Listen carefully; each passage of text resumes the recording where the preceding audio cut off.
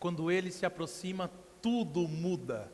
Estamos entrando no capítulo 2 de Lucas, nessa exposição de hoje.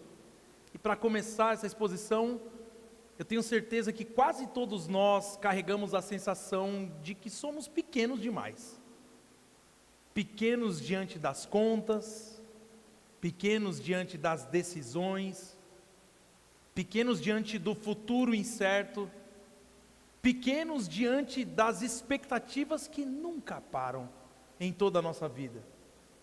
Pequenos quando fazemos tudo certo e ainda assim a nossa vida não se ajeita. Pequenos quando percebemos que a nossa casa não parece um palácio, longe disso. A nossa fé não parece heróica e a nossa história não parece digna de nenhum destaque. Em silêncio, muitos se perguntam se Deus realmente habita, age nesses espaços comuns do dia a dia, nesses espaços, nessas vidas sem manchetes, nessas vidas que não têm grandes novidades, onde os dias se repetem. E é nesse chão real da existência humana que Lucas nos conduz. E o texto que nós veremos hoje nos mostra um Deus que entra na história não pelo alto-falante do poder, mas pelo choro de um recém-nascido. E enquanto o mundo é movimentado por decretos imperiais, por agendas inalcançáveis, Deus, o Rei do Universo, escolhe um caminho que passa por uma simples gravidez, por uma viagem cansativa, por uma manjedoura improvisada. E isso, de forma alguma, é uma espécie de romantização da pobreza, mas é a revelação da soberania divina.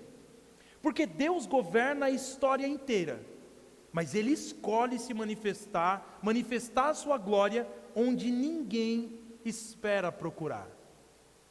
Quando a gente se aproxima da manjedoura, nós somos convidados a reaprender quem Deus é e quem nós somos diante dele.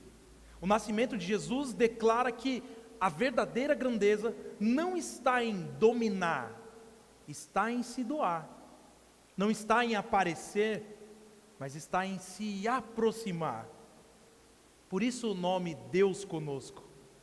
E este sermão nos chama a contemplar o mistério de um Deus que nasce pequeno para alcançar gente pequena. E também nos chama a descobrir que no reino de Deus, aquilo que o mundo ignora é exatamente onde a glória começa a brilhar. Por isso, meus irmãos, o tema do nosso sermão de hoje é Deus nasce pequeno. E em resumo nós veremos que Deus revela a sua glória tornando-se pequeno para transformar os pequenos. Deus revela a sua glória tornando-se pequeno para transformar os pequenos. E em primeiro lugar veremos que Deus governa os grandes decretos do mundo para cumprir seus pequenos começos. Então eu convido você a ler comigo Lucas capítulo 2, de início nós leremos dos versículos 1 a 5. Lucas capítulo 2 estará projetado aqui, dos versos 1 ao 5, assim diz a leitura da palavra do Senhor. Naqueles dias foi publicado um decreto de César Augusto, convocando toda a população do império para recensear-se. O primeiro recenseamento, foi feito quando Quirino era governador da Síria. Todos iam alistar-se, cada um à sua própria cidade. José também saiu da Galileia, da cidade de Nazaré, e foi para a Judéia, até a cidade de Davi, chamada Belém, por ser ele da casa e família de Davi, a fim de alistar-se com Maria, sua esposa, que estava grávida. Até aqui, esse primeiro trecho da leitura da palavra. Crianças, quero que vocês desenhem uma coroa de ouro em um lugar muito simples, tá bom? Uma coroa de ouro em um lugar muito simples. Queridos irmãos, o nosso texto de hoje começa com uma ordem que ninguém pediu, mas que ninguém podia ignorar. um decreto imperial, frio, impessoal, mas que reorganiza a vida das pessoas comuns. César Augusto manda, e quando ele manda, o mundo obedece. Era isso que acontecia. E para muitos, isso era apenas mais uma exigência do sistema. Era o governo atrapalhando a vida do cidadão comum. Deslocamento, cansaço, medo, prejuízo. Mas Lucas quer que enxerguemos algo além do papel timbrado do império, daquela ordem dada por César. Nenhum decreto humano é soberano em si mesmo, embora pareça, e embora os poderosos muitas vezes pensem isso. Quando os poderosos pensavam estar escrevendo a história, Deus já havia escrito o final dessa história. E César Augusto era alguém celebrado como aquele que trouxe paz ao mundo. Seu nome era associado à estabilidade, à prosperidade e à segurança. Mas a paz que César Augusto oferecia, vinha acompanhada de impostos, de controle e de opressão. Então Lucas faz um contraste silencioso, mas profundo. Enquanto o mundo aclama um falso Salvador entronizado em Roma, o verdadeiro Salvador está a caminho, de uma forma completamente diferente, sem aplausos, sem exército, sem palácio. Deus permite que o império exiba sua força, mas ele faz isso para deixar claro que a salvação não virá do alto dos tronos humanos. E o mais impressionante é que Deus não precisa derrubar César para cumprir seu plano. Ele usa o decreto do imperador como ferramenta para o seu plano. O homem mais poderoso da terra acredita estar organizando números, pessoas comuns, mas na verdade Deus, através disso, está realizando promessas. José e Maria não viajam porque sonharam com Belém, mas porque foram obrigados. Só que mesmo assim, cada passo forçado está exatamente alinhado com a vontade eterna do Senhor, o que deve nos consolar nos dias de hoje, porque Deus governa até aquilo que não escolhemos, até as situações da nossa vida que nós não queríamos para nós. Deus está à frente disso e está cuidando disso. E Lucas faz questão de lembrar que José vai à cidade de Davi. Nada nesse texto é um detalhe despercebido. Séculos antes, Deus havia prometido que o Messias nasceria onde? Em Belém. Então o que parecia um transtorno logístico se revela como fidelidade divina em ação. E o símbolo da submissão, que é o censo, torna-se o caminho da esperança. Porque é assim que Deus age. Ele transforma aquilo que nos oprime em instrumentos da sua graça. Por isso, a viagem de Nazaré à Judeia não chama a atenção dos jornais, não muda a geopolítica, não altera as estatísticas, mas aos olhos de Deus, é como se fosse uma espécie de coreografia santa. Cada quilômetro percorrido, cada noite mal dormida, cada desconforto da estrada, está levando o Salvador ao lugar certo, no tempo certo, para cumprir as promessas de Deus. A Bíblia nos ensina que Deus não está diante dos processos humanos. Ele governa o ordinário com a mesma autoridade que governa os céus. E o texto menciona aqui, além de César Augusto, Quirino e Herodes. E Lucas, através disso, nos lembra que o nascimento de Jesus acontece em dias difíceis, em dias em que o povo vivia sob medo, sob instabilidade e com muita expectativa de libertação, porque o clima era pesado, a esperança parecia completamente distante, mas ainda assim, é exatamente nesse cenário que Deus age. O nascimento de Jesus acontece no centro da história, mas ao mesmo tempo, longe do centro do poder. O reino de Deus entra no mundo sem barulho, mas com autoridade eterna. E Maria nessa história? Maria aparece como a prometida, grávida pelo Espírito Santo, caminhando sob o peso de um decreto que ela não escolheu. O que mostra que a fé na vida de Maria não é uma fé romântica, mas é uma fé obediente. Deus mandou e eu vou fazer. Maria não entende tudo, mas ela confia em quem governa tudo. E ela nos ensina que a providência de Deus não elimina o cansaço. Não elimina o cansaço, mas dá sentido ao cansaço. Quando você está cansado, mas você sabe que está vivendo debaixo da providência de Deus, isso te dá motivação para continuar caminhando. Quando não entendemos o caminho, nós descansamos no caráter daquele que traçou o caminho. É como a gente pensar em um tabuleiro de xadrez, em que as peças acreditam que se movem sozinhas, ou no máximo obedecendo comandos humanos. O rei romano pensa que deu o cheque-mate decisivo, mas acima do tabuleiro há um grande mestre. E esse grande mestre, é quem usa até o movimento do adversário para coroar o verdadeiro rei. É o que Lucas 2 nos lembra. Ele nos lembra que enquanto o mundo pensa que manda, Deus reina. E o seu reino começa pequeno, mas nunca falha. Em segundo lugar, meus irmãos, Deus escolhe a humildade da manjedoura para revelar a glória do seu reino. Vamos ler agora os versículos 6 e 7. E aconteceu que, estando eles ali, chegou o tempo de ela ter a criança.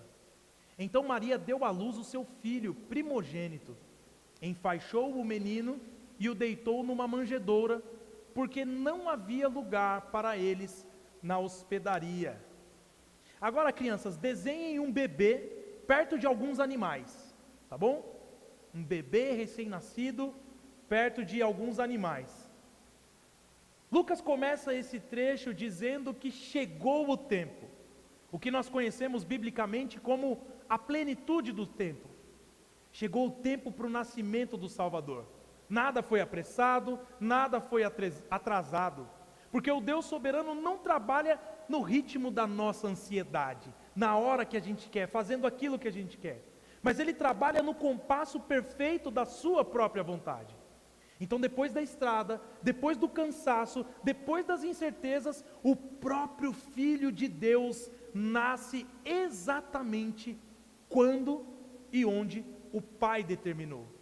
O que nos lembra que mesmo quando tudo parece improvisado, Deus nunca age de forma improvisada, porque a manjedoura não é fruto do acaso, a manjedoura é parte do plano do Senhor. Então Jesus nasce como o primogênito, o herdeiro legítimo da promessa de Davi, o nascimento mais importante da história da humanidade. Ele entra no mundo como rei, mas ele entra no mundo sem nenhuma cerimônia. O dono de tudo chega ao que é seu, mas não encontra honra e não encontra lugar preparado para ele. E esse, meus irmãos, é o escândalo do Evangelho. O herdeiro universal nasce sem posse alguma. Deus revela que o valor do seu filho não depende do ambiente e que a glória do reino não é medida por aquilo que a gente pode ver, por aparência ou por conforto. Então Lucas menciona que não havia lugar na hospedaria, que era o lugar nas casas reservado para receber as pessoas. Isso não é apenas falta de espaço, é falta de percepção. A vida estava cheia demais para reconhecer quem estava chegando. Eu estou ocupado, eu preciso fazer a janta, preciso fazer a marmita de amanhã. Como é que eu vou fazer? A conta vence amanhã, tenho coisas para fazer, o menino está chorando, faz 2 dias que eu não passo um pano nessa casa. O Filho de Deus nasce em meio à rotina, em meio à pressa, em meio à superlotação do cotidiano humano, e é ali que nós vemos algo doloroso e verdadeiro. É possível que nós estejamos perto do Salvador e ainda assim que a gente não abra espaço para Ele. Jesus pode estar perto e longe de você ao mesmo tempo. E a manjedoura não é um detalhe fofo da história, como nós vemos nos presépios de hoje em dia. Ela é um choque teológico. Enquanto reis costumavam nascer cercados de luxo, Jesus repousa onde os animais se alimentam. E eu preocupado com o enxoval do João. Jesus foi colocado num paninho do lado dos animais, meus irmãos. Deus está redefinindo glória diante dos nossos olhos. Deus escolhe o que é fraco para envergonhar o forte. Isso é o que a palavra de Deus nos diz. E a manjedoura proclama que o reino de Deus não avança por ostentação, mas pela humildade. Se tem alguém que poderia ostentar algo, é Jesus, mas não é isso que ele faz. E desde o primeiro instante, ele se identifica com aqueles que vivem à margem. Ele nasce fora dos espaços nobres, fora das decisões importantes, fora das estruturas de poder. Porque a manjedoura nos mostra que Deus não ignora os lugares baixos, que não são vistos pelo censo, pelo governo. Deus não ignora isso. Pelo contrário, ele começa ali. O reino de Deus cresce de baixo para cima, alcançando quem nunca imaginou ser alcançado. Então Lucas faz questão de dizer que o menino foi envolto em faixas de pano, para nos trazer à memória o detalhe que parece simples, mas que é profundamente simbólico. Porque o mesmo corpo envolto em panos no nascimento, será envolto em lençóis no momento da sua morte, do seu sepultamento. Porque a manjedoura já lança a sua sombra sobre a cruz. Jesus nasceu sabendo o que ele veio fazer nesse mundo. A salvação que começa em humildade seguirá pelo caminho do sofrimento. Deus nos ensina que não existe glória verdadeira sem entrega verdadeira. Não dá para ser meio cristão, meus irmãos. O Senhor nos chama a uma entrega completa. Esse é o nosso Deus e essa é a lógica do reino. Mas por fim, Deus manifesta a sua glória aos pequenos para que se tornem testemunhas do reino.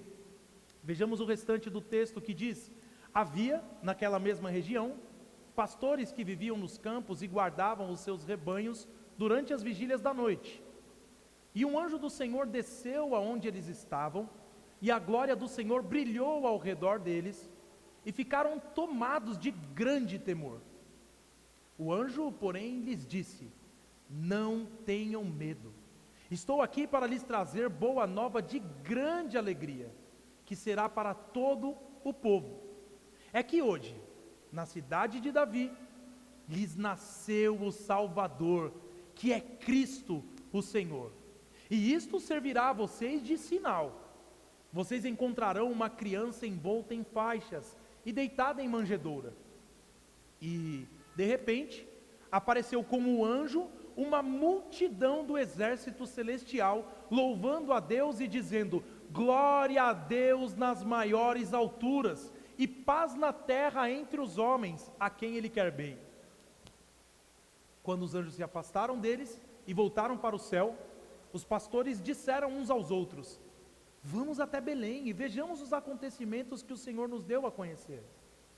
Foram depressa e encontraram Maria e José e a criança deitada na manjedoura. E, vendo isso, divulgaram o que lhes tinha sido dito a respeito deste menino.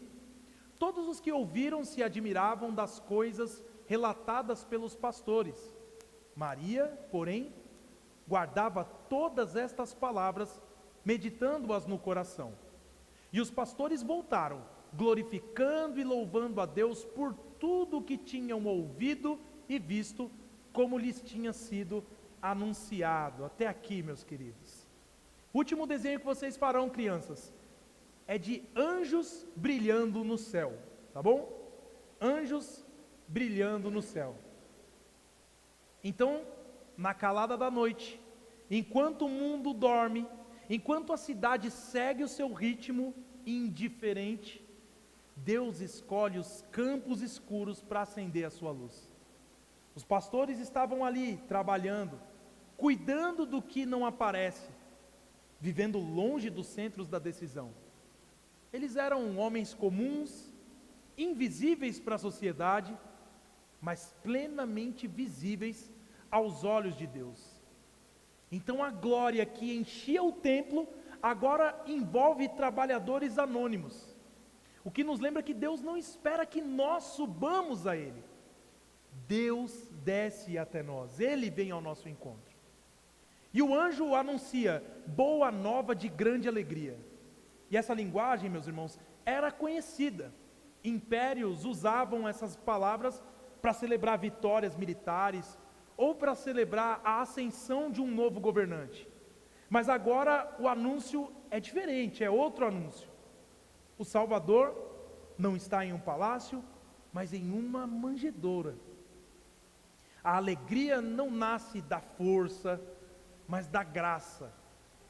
E a paz de Deus, a paz do Evangelho, não é imposta pela espada, mas é oferecida pela reconciliação com Deus, que é algo maravilhoso para nós. O Evangelho desmonta as nossas falsas esperanças e constrói uma alegria que não depende das circunstâncias. O sinal dado aos pastores é algo desconcertante. Um simples bebê envolto em panos, deitado onde os animais comem. Nada ali impressiona os olhos humanos. Sabe por quê? Porque Deus exige fé. Deus exige fé, não uma admiração estética, algo muito bonito preparado. Porque a autoridade de Cristo não está na aparência, mas está na fidelidade da palavra de Deus sendo cumprida. E os pastores encontram exatamente aquilo que foi dito a eles. E isso é suficiente para que eles de fato tenham a fé chancelada. A fé nasce quando nós confiamos no que Deus disse, mesmo quando o cenário parece pequeno demais.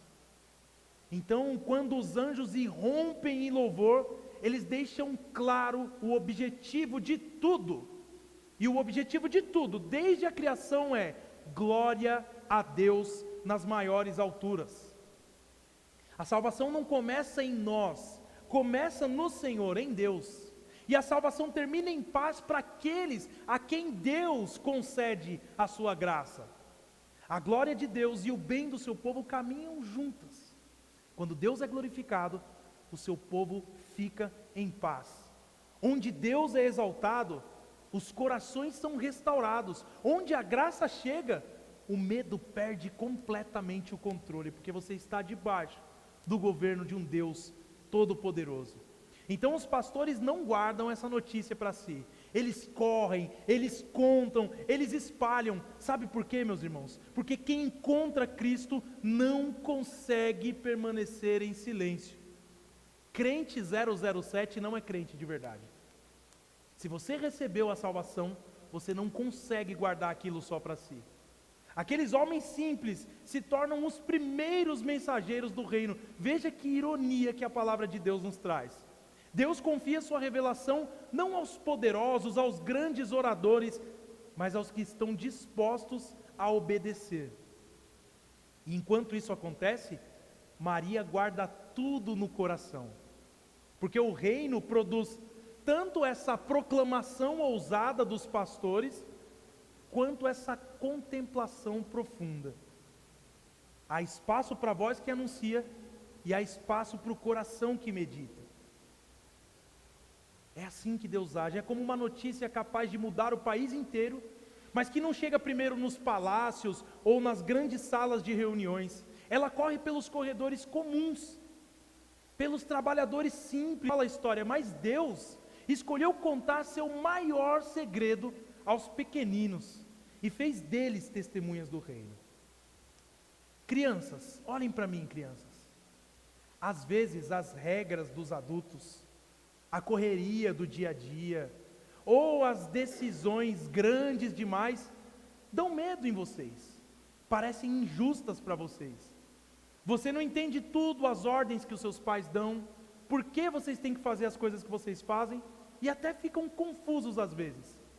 Mas a Bíblia, criança, te ensina que Deus é como um pai muito atento que nunca se distrai.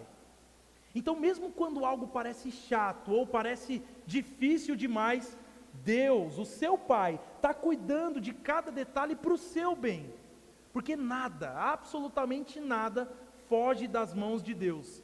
E isso, criança, deve te ajudar a descansar o coração, a confiar que mesmo quando você está sozinho, tem um Deus do seu lado. Sabe, crianças, Jesus poderia ter nascido em um lugar lindo, cheio de coisas caras, mas Ele escolheu um lugar simples, o que deve te ensinar que Jesus não procura coisas muito caras, coisas muito bonitas. Jesus procura corações humildes, que confiam nele. Então, quando você, criança, obedece, quando você pede perdão, quando você ama as pessoas, você está preparando um coração para que Jesus entre e para que Ele more no seu coração. Sabe, crianças, Deus escolheu contar a notícia mais importante do mundo para pessoas simples, pessoas que ninguém achava importante. O que mostra que para Deus ninguém é pequeno demais, nem vocês, nem os seus amigos, nem as pessoas que vocês mal conhecem. Mesmo para vocês, crianças, Deus gosta de ensinar coisas lindas e coisas verdadeiras. Então, quando você canta, quando você ora, quando você lê a Bíblia, quando você fala de Jesus, você também, assim como aqueles pastores, participa do reino de Deus. Ele ama usar quem confia nele. E é por isso que o reino de Deus cresce. Meus irmãos, Deus governa todas as coisas pela sua providência sábia e amorosa. O que significa que não são decisões políticas, crises econômicas, instabilidades financeiras que afetam o nosso dia a dia. Nada disso escapa do controle do Senhor. Assim como Deus usou um decreto imperial, distante, impessoal e pesado, para conduzir José e Maria exatamente ao lugar da promessa, onde a promessa deveria se cumprir, Ele continua dirigindo a sua e a minha história hoje. Mesmo quando nos sentimos pequenos diante de forças maiores, somos chamados a confiar que o Senhor reina acima de Césares, acima de qualquer governante. Tudo será cumprido no tempo de Deus e no plano redentor do Senhor. A manjedoura confronta diretamente a nossa busca por status, por visibilidade, por reconhecimento, porque o Filho de Deus não encontrou espaço nos ambientes mais confortáveis ou prestigiados, o que revela que o reino de Deus não se estabelece por aplausos, por palcos, por títulos ou por posições sociais. Se o Senhor da glória aceitou o lugar mais simples, nós somos convidados e convocados a rever as nossas expectativas. Humildade não é sinal de fracasso, humildade é sinal de fidelidade, porque no reino de Deus, o caminho da vida passa pela renúncia do ego e pela disposição de servir, mesmo quando isso não rende nenhum reconhecimento humano. O anúncio do nascimento de Jesus aos pastores revela o caráter profundamente inclusivo e transformador do Evangelho. Deus escolhe aqueles que o mundo ignora para serem as primeiras testemunhas da sua glória.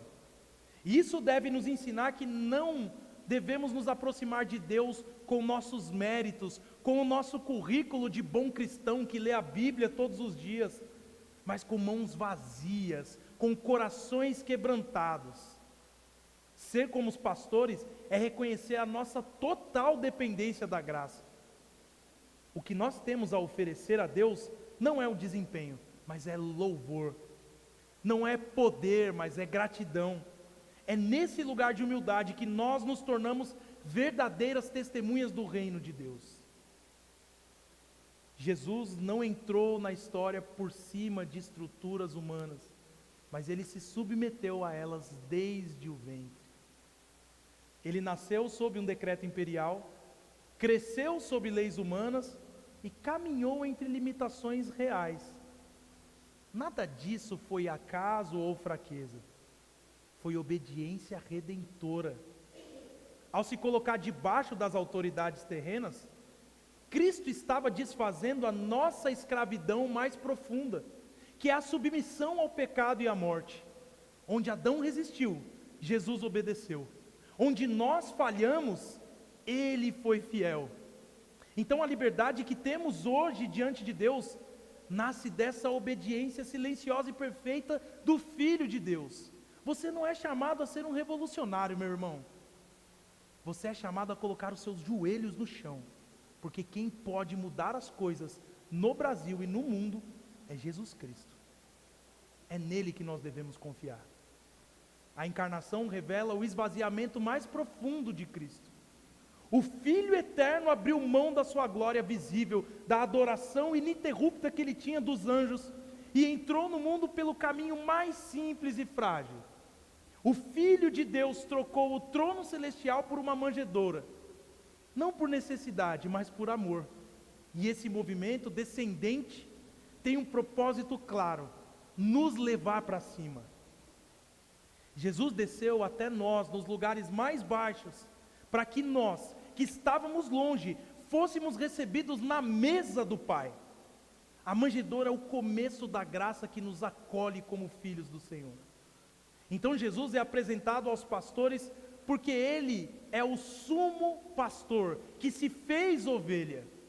Ele veio buscar gente cansada como nós, gente ferida, gente dispersa, não como um líder distante que não sabe nem o nome dos seus liderados, mas como alguém que conhece o caminho da dor por dentro, porque ele sabe o que é padecer.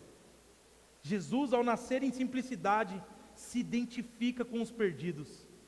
Ao morrer como cordeiro, ele se entrega no lugar deles. A revelação que Jesus fez aos pastores anuncia o coração do Evangelho.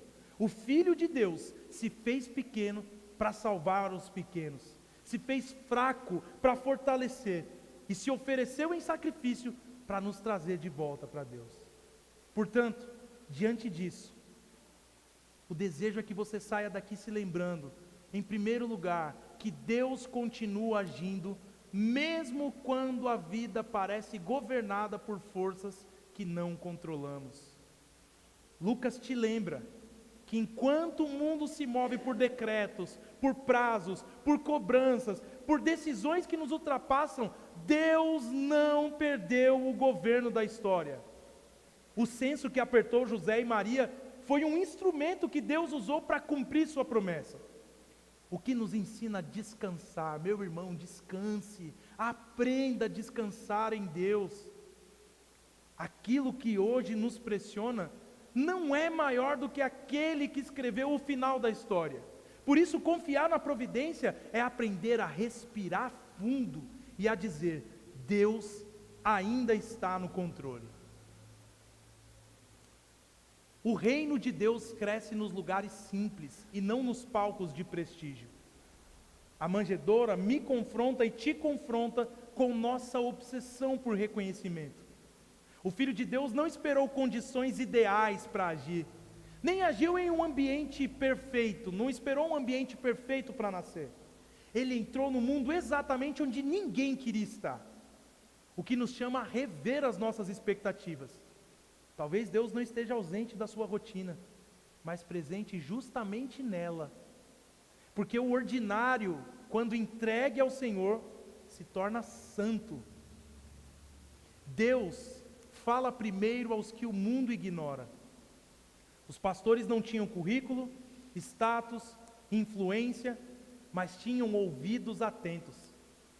A glória de Deus não caiu sobre palácios, mas caiu sobre campos, porque não precisamos ser grandes para testemunhar coisas grandes, precisamos apenas estar disponíveis. Você está disponível? Deus ainda confia o seu evangelho a gente comum como você e eu, com mãos cansadas, com histórias simples e com corações abertos, porque encontrar Jesus sempre nos move. Os pastores não ficaram parados depois de ver o menino. Eles correram, anunciaram, glorificaram. Maria, por sua vez, guardou e meditou no seu coração. E o texto nos mostra que o verdadeiro encontro com Cristo não pode e nunca é neutro. Ou ele nos leva à proclamação alegre, ou ele nos leva a refletir com profundidade. E muitas vezes as duas coisas.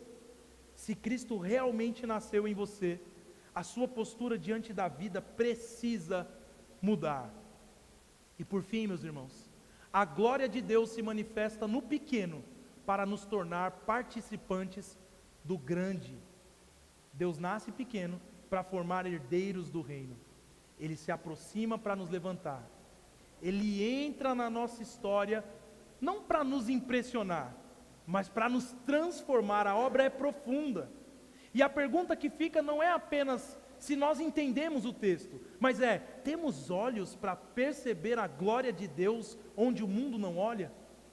E mais ainda, estamos dispostos a ser pequenas testemunhas de um reino eterno? Meus irmãos, que o Espírito Santo nos conduza e nos conceda não apenas compreensão, mas nos conceda fé.